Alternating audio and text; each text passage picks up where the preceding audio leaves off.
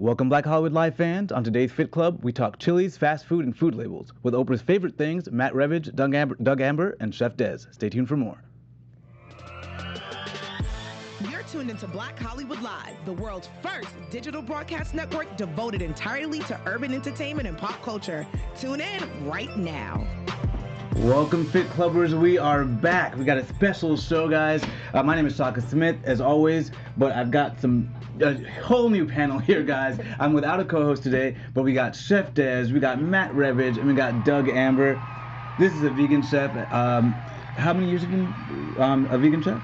I've been a vegan chef for 1 year. I've been vegan and cooking now for 4 years. So we got a lot to talk about here. We're really excited. Got some food on the table. And we got Matt Revage, CEO of Yeti Houseware Appliance, but also amazing fitness dynamo who just dropped 50 pounds? 29. 29 pounds. It sounds like 50 to me. We've got to talk about that. You did that in how many weeks? 8 weeks. 8 weeks. Amazing. And of course, we got Doug Amber, also investor of Yeti Houseware Appliance, and you dropped a lot of weight as well. 45. 45 pounds. Wow. So we got a lot to talk about, guys. But before we get into all of that, a little bit of sad news. If you guys have been watching Fit Club for a while, you guys know we started with a host. Her name is Fallon Mercedes. But I want you guys to know, unfortunately, her mom needs a double lung transplant, and they're not covering it. So we know the health outcomes in this country are not so great. So hopefully you guys can pitch in. Her website is Nancy Breeze Again. Again, that's Nancy Breeze Again. Show a little support for Fallon. She was just an amazing contributor to the show. She's been awesome, always supporting. So hopefully we can show her a little bit of support back. Unfortunate news, but hopefully you guys can have a nice little community of support for her. So. But we have to move on. Fallon, hopefully you're listening, and hopefully we make that happen for you. Let's talk about Chili's and cutting the risk of death. So it turns out this new study, which is all over the internet, people are wild about it because who doesn't love a little bit of hot food? But it looked at 23,000 people and looked at their health and monitored their eating. And it turns out those that were having Chili's at least 4 times a week, it looks like they've lowered their risk of death from heart attack by 40% and lowered the risk of death by stroke by over 50%. Again, it's an observational study, but it certainly says a lot. And, I always wonder, what are sort of the superfoods that are really beneficial for us to be having and including every week? I try to do a few myself. Chili's are one of them for me, for the weight loss effect. But for you as a vegan chef, what are some of those things that you like to make sure that are in there for your clients to get some nutrients? I like to add anything that's easy, like easy switch outs, especially turmeric. Yeah. Like turmeric you could just add to anything. Yeah. I cook a lot with spirulina and sea moss, and I like to just switch out, easy things like if a recipe calls for flour, try to use a coconut flour or almond flour or arrowroot powder. Just easy switches. All those sort of anti-inflammatory. Yes. Nice, I love that. How about you?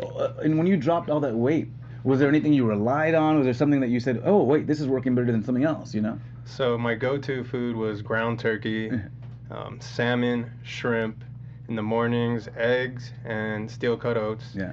And then I noticed about 7 weeks into the challenge, so there was only 1 week left, I cut out all sodium. I started to look at every label, and if it had sodium, I wasn't having it. Yeah. And I dropped maybe 10 pounds that last week when I cut out all the sodium. Yeah, sodium is one of those tricky things. It's in so much stuff, and then we have so many things we don't even pay attention to, but it really affects our weight big time. Mm-hmm.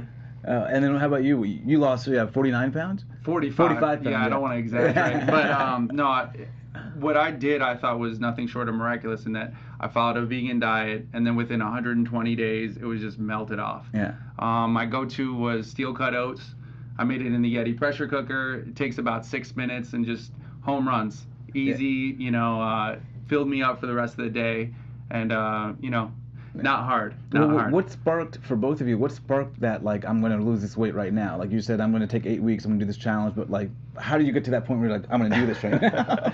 So for me, about 2 years ago, my girlfriend moved in with me, and I gained about 20, 30 pounds.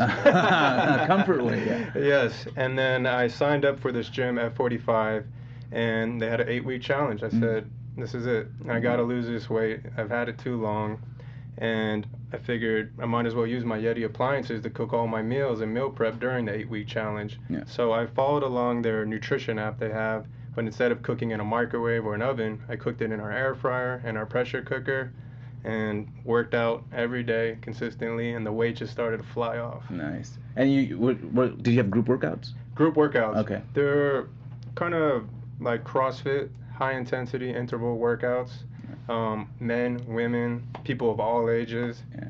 They're fun. They're efficient. Only 45 minutes. Oh, so no, for someone that's like great. me, the time is very valuable to me. Yeah. So I loved it. And then for you, For me, I was just looking in the mirror and I looked terrible. but your answer was like, I'm going vegan, because that's pretty drastic. You know, Yeah. I had a girlfriend at the time, so I'd go 3-day stretches, 7-day stretches, and I felt better. Yeah. I felt like I had more energy, and I started to lose weight. Yeah. So my eyes were puffy, my joints hurt. I went in. I Yeah. did 2 years, and I never looked back. And things are just getting better. So Things yeah. are just getting better. Yeah, Nice. yeah, I'm really happy for it. Nice. Something that might help us all do a little bit better is exercise advice on food labels. And I initially thought I'd be for this, but now I'm not so sure, because some anti-advocates have come out and said maybe this is not a great thing. But out of the UK, a UK study looked at these things called PACE labels, physical activity calorie equivalent labels. So you might see something like a chocolate bar with 230 calories that says it's going to take 23 minutes of walking, or 23 minutes of running, or 46 minutes of walking to burn this off. Which sounds like, okay, great. Now I'm going to kind of know what I need to do to afford this caloric intake. But people with eating disorders, or advocating on people on behalf of eating disorders, are saying that this might actually promote those, because it gives a earn it or burn it attitude when it comes to your food. And it also it kind of incentivizes you to look at calories versus nutrients. And so I want to know where you guys fall in this debate. Do you think it's a good thing? And they're saying that the UK study says it looks like people will probably eat 200 less calories a day. And especially in the US, we know obesity is a huge problem. Is it worth it if we're getting that result, or are we going to find that we're kind of feeding into this eating disorder mentality? I really think that it would promote an eating disorder, but also I think it's kind of a necessary evil to have in the U.S. We need to know how much we're eating. Maybe in other countries they don't need it, and you can look at it from the eating disorder perspective, but in the U.S. we're eating way too much, and I think that we don't realize, where a normal person should know to just balance their diet and know how much to eat, but I really think in the U.S. we haven't really been taught it. Yeah, exactly. So maybe that will teach us. Yeah. And this would be an additional label, so it wouldn't be replacing, we'd be an additional, so you'd still have your nutrient count and all that stuff there, but this would be an additional label. How about you guys? For this and not for it? For me personally, I think it would help. I think the more information I have, the better I can achieve my goals. I think they should maybe poll people with eating disorders and ask them actually what they think. I don't know what they think and how it would affect them. Yeah, how about you? I think it's such a sensitive, politically charged topic, but at the same time, if I'm not moving my body, I'm going to eat less, because I know that, hey, I can't burn that off. So I think it would help people in the days they're not as maybe active. So you think personally it would be good for you? It would good, yes, for me personally. Ooh. Yeah. And also, is it only on junk food, or is it on all foods? I think it would be for all food, just kind of letting you know. Because for me, I'm like, great, but maybe I might get an eating disorder. Because by the time you get to your cart and you're at the checkout, you're like, oh, I got to do like 300 years of working out for this food. Like, I don't know if it's going to make me not get it, or just be really dejected and like want to figure out some sort of shortcut. Like, if you get to the end in your shopping cart, there's no way you can reach the workout of what you bought. It would be interesting if they tallied up how many minutes you owe them at the end too. Your bill's $100, but you also owe like 500 minutes of working out if you want to burn this food. But you guys are sort of like want to see more. Yeah. I want to see more. I want to see what people's opinions are that maybe have a problem with that. Well, you guys have a recipe book. Do you think you'd want to throw in something like that in the recipe book? Maybe put equivalents of how many minutes of working out? I'd be open to trying it. Yeah. Or having a recipe book specifically for people who work out. Yeah. Okay, here you guys, here's this information, it might help you. Yeah, I think it's a good idea, especially when you have recipes that are sort of common, that people are, hamburgers and French fries. Then people will start to go, well, okay, I know it from this, so I don't need to see it everywhere, but at least I now have it in my head how much it is to work off. Possibly. But another study talking about more about sort of fast food and what we're eating. Children who live near fast food restaurants are more likely to be obese. So it's from the Journal of Things we already knew, but it's good, it's good to get this stuff kind of quantified. This is out of the Journal of Obesity, run by the Cleveland Clinic, the Children's Cleveland Clinic, funded by the NIH. But they looked at 3.5 million children over a 4-year period, and they found that those that lived at least a half city mile block away from the closest fast food restaurant were 2.5%, between 2.5 and 4.4% less likely to be obese. So that's about 0.025 miles away, which I thought was good. And I don't think about that kind of stuff. I don't have kids, so when you're moving and kind of what area you're in, even for myself, I don't think about that kind of stuff. Maybe it's better to be further away from the bad food. Do you guys think about that? Do you contemplate that? Did you have to avoid places when you guys were on your your losing the weight mission? Definitely had to avoid places, but I think, the less opportunity, if it's not near you, you're less likely to go there. Yeah. So. I mean, growing up, I lived near BK and McDonald's, so I was a victim of this. So that was the start. Definitely. It set a bad pattern. Yeah, That's what I know. Yeah, for sure. Yeah, and for you with kids, like, have you thought about it? Do you look at the different places in your neighborhood? Well, it's hard because, I mean, living in LA and living in San Diego, there's Everything. fast food on every corner. Yeah. So it's hard to get away from. And my daughter, she's never had McDonald's, Yeah. but she always asks for McDonald's. Like, our kids always know. How do what kids it is. know? Do they hear it from their friends? Because even if they don't taste it themselves, they still know they want it. Yeah, I think the marketing for it is it's just not good. But yeah, we just try to stay away from all the fast food. Do you veganize it, or do you try to make it healthy? Like, so she gets like a hamburger, but it's not that kind of hamburger, Oh yeah, we go to Plant Power. Oh, yeah, we go to the vegan fast food places where I think it's a little bit not as bad. Yeah. And if she really wants a burger, then we'll make a burger at home. Yeah. And we'll try to do like a veggie patty and, just anything healthy that she wants. And we'll do fries in the air fryer. And I mean, she still gets her crispy fries. Yeah. And she's happy. Oh, that's awesome. That's awesome. Well, yeah, well, definitely something to consider when you have kids, because, just the mere proximity to a place can really change their lives. And our last story is about plastic being a threat to your health. And there's a researcher out of Harvard T.H. Chan School of Public Health talking about sort of the different things in plastic that leach into our foods. And a lot of us are sort of unsure. At least I was like, I don't know how much chemicals I'm getting through the way I'm storing my food or cooking my food. But what are we talking about? Phthalates and bisphenol A are the two that everyone talks about. They're endocrine disruptors. They play with our hormones. But what a lot of companies have done to go BPA free, I've seen on every bottle, I've seen it everywhere, but they're replacing a lot of stuff with chemicals that are also endocrine disruptors, but don't have the marketing thing in our brain that we go, oh, that's bad for us. For a while they're replacing BPA with BPS, which is even worse. So things are a little bit behind the times, and I'm just sort of like, wait a minute, how does the average person figure out how to cook, what to store the food in? So I don't know if you guys had any tips or tricks. I know that you guys were really concerned about using Teflon versus ceramic, and so I was trying to figure out what other things can I do to protect my food. I would say 100% go ceramic, go glass. Yeah. Take it back 50, 100 years. What do we use back then? All this new stuff may sound great, and just like the steroid, kind of trend, there was always beat the test. Yeah. Take it back 50 years. Yeah. The air fryer that we have has a ceramic coating, and that was something, Matt and Bobby, who's not here, also a founder, were very, very adamant about having. The alternative to Teflon nonstick. So. Yeah. For me, it's glass, stainless steel. Yeah. And avoid plastic. So when you do like your meal prep, are you using like glass containers? Yes. And Yeah. And how about you? Yeah, I think we're all on the same page. Like, glass is number one. It's like with having a kid, I get the ones with the silicone around it to kind of protect it. But glass, and like he said, like 50 years ago, what do we use? Yeah. We're using stainless steel. I use an iron skillet to cook a lot of things in, and the ceramic, like the vintage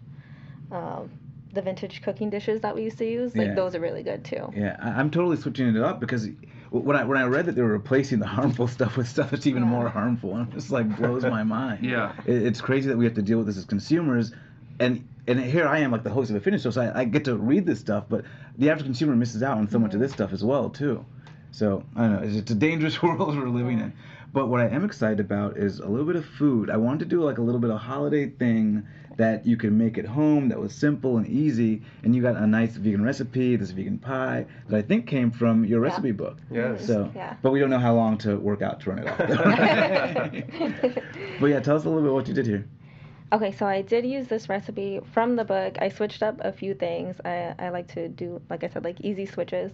So I'm using I don't know how to even pronounce that. Lakanto. Okay, I use this all the time, but it's a monk fruit. Yeah. Do you know that they're one of my sponsors? I didn't know that. Okay, that's amazing. That's no, I didn't great. know that. Yeah, I get it at Sprouts. I love it. It's a monk fruit sweetener.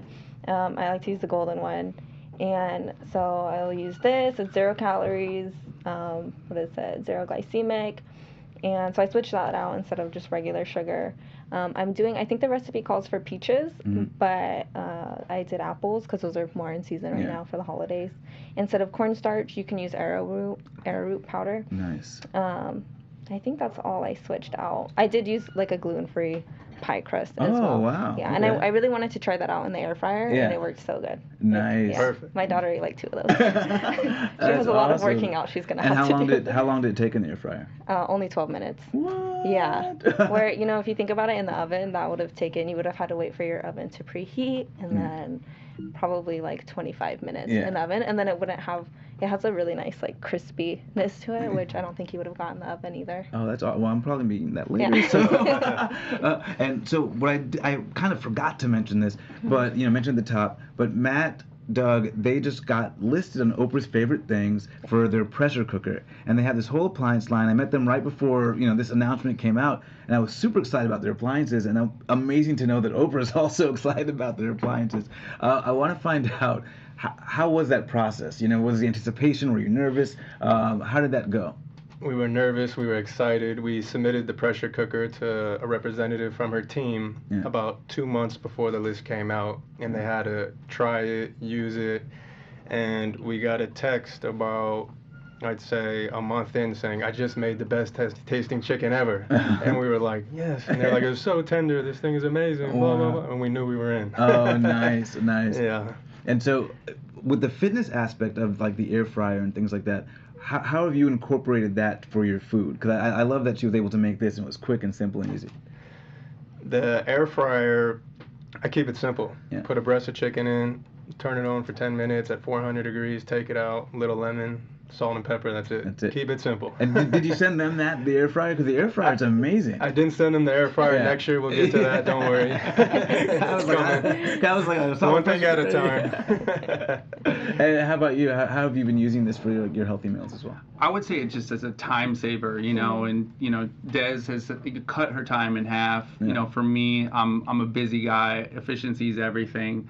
I cut the time in half. Yeah, and you were doing oats in the steel cut oats. Yeah, 6 minutes, it's done. Like I said before, it keeps me energized for the rest of the day. Yeah. What has been, as entrepreneurs, your biggest challenge with this appliance company, and also motivating people to cook at home and eat healthier?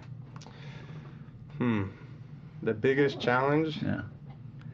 Staying in inventory. That's good.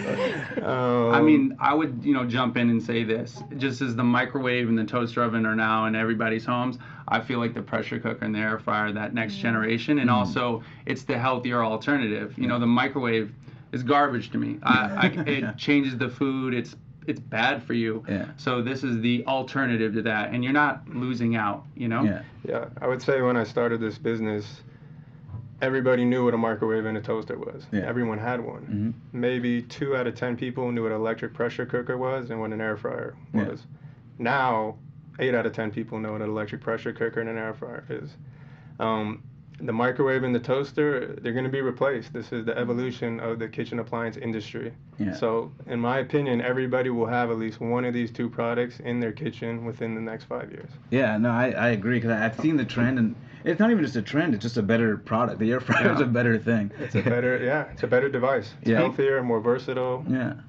I would say this, to sum up, people care about what they put in their bodies now, whether they're vegan or keto or paleo. They take the time and they're conscious. That awareness, that mindfulness, it transcends their lives into the food they put in their body. Yeah. So yeah. And how did you come to being vegan? To being vegan, I was eating chicken wings one day, and I was like, I was just like eating it, and I had thought about going vegan before, and then I kind of was like, no, I like the food too much. Yeah. I didn't really process yet. And I was eating it, and then like I was eating the little ligaments and whatever else is in chicken wings that we all love so much, and I just put it down, and I was like, yeah, and then that was it. And that was it? just cold turkey. Oh, yeah. wow. And my daughter was 1 at the time, so she's pretty much been vegan her whole life too. Vegan by default. Yeah. Yeah. That's amazing. Wow. Yeah. And so, but any thoughts of going vegan? I know we had a little. Any thoughts of going vegan for you? No. After our conversation, I'm considering it.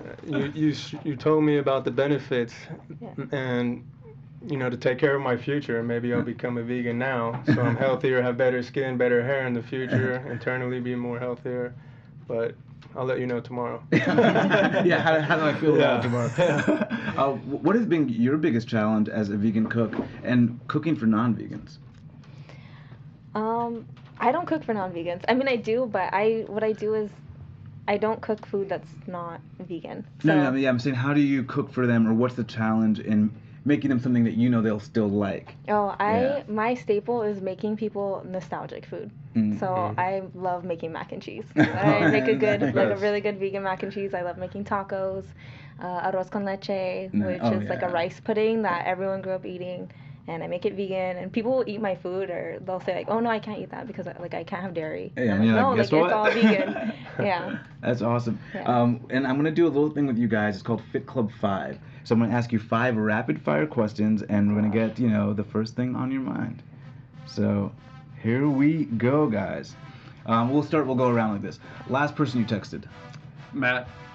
Doug. Alondra. Your dream dinner guest, alive or dead? Wow. Michael Jordan. No comment. No comment. Dream dinner guest. My girlfriend. There you go. Oh, my mom. Oh, I love that. Last meal. You just said last meal you ate. Steel cut oats. Oh, nice. Yeah. Whole Foods, turkey, yams, and a sprinkle of quinoa. A sprinkle of quinoa. Yeah. Really cutting those carbs. I had a buffalo chicken wrap from Veggie Grill on the way here. What's your favorite junk food? I like all candy. Yeah, I have a sweet tooth, and anything dessert oriented for sure. Pizza. Yeah, I have desserts, sweet Desserts. for sure. Yeah. And if you were on death row, what would your last meal be? Wow. I'd say just a big pizza. Yeah. Give me your largest pizza, please. Yeah. Sweet potato fries cooked in the Yeti air fryer. Oh. Stipulation. Yeah, anything fried. Anything fried. No, you gotta cook that. I want to know Really? what though. Okay. What? All right, I would do some fried tofu with some teriyaki sauce. Ooh. Yeah. What, your last meal, fried tofu with teriyaki sauce? Yes, I like That's it? That's how you're going out? tofu, Okay. Oh my God. Well, hopefully we got to know a little bit about all of you. Fried tofu with teriyaki sauce. Oh man, but I want to thank you guys for joining me. This was amazing. Learned so much from you guys. And where can we find more about the Yeti air fryer? Or the Yeti, all the Yeti appliances? 'Cause you get the pressure cooker, the air fryer oven, the air fryer, and are we getting like a press? And the sous vide. The sous vide. And is there Yeti going to be a grill electric coming? Yes, yes, that as well. www.yetihousewareappliances.com, Amazon.com. Just type in Yeti Houseware. You'll see all the products. Our Instagram at Yeti Houseware, and Oprah's favorite things list. Yeah. And where can they find you personally online? I'm at M.Revich. Nice. Instagram, Yeah. that's a controversy in it itself. Just at Yeti Houseware, if you DM, you'll get me. Yeah. And where can they find you? I'm at stellar.des, and my cafe is at stellar.cafe. Nice. And then before we go, we got to try this. Let's Okay, let's give try this. it, yeah. Let's all give this a little Oh, try. gosh, I hope it's good. Let's go. Let's pass it For around. sure, Yeah. for sure. It looks great. Let's see. Yeah, this is going to be about the air fryer and you. So everyone here will be judged. Right? I had this And earlier I just today, so spilled I knew it all was going to over be my good. shirt. I know. And it's light and flaky too. Man. Vegan. Yeah. Vegan. All yeah. vegan Uh-oh. and gluten free. Vegan, gluten free. Wow. This is how we do it. We gotta get an applause. We get a round of applause. Right This is here, let's amazing. Man, there we go. There we go. Well, guys, again, thank you so much for joining me. Okay. Where can they find you online? At stellar.guys. And you guys can find me as always, Shaka Smith, Shaka Strong on Twitter, Instagram, and Snapchat. We'll see you guys next week. On behalf of our BHL staff, we would like to thank you for tuning in to Black Hollywood Live, the world's first digital broadcast network devoted entirely to urban entertainment and pop culture. Check out our Black Hollywood Live YouTube page for even more great programming and amazing content, and be sure to subscribe and like our channel when you do. I'm your BHL host, Nakia Monet, and you can find me on all social media at Kiki Boom Boom or at Black Hollywood Live. Black Hollywood Live, Hollywood redefined.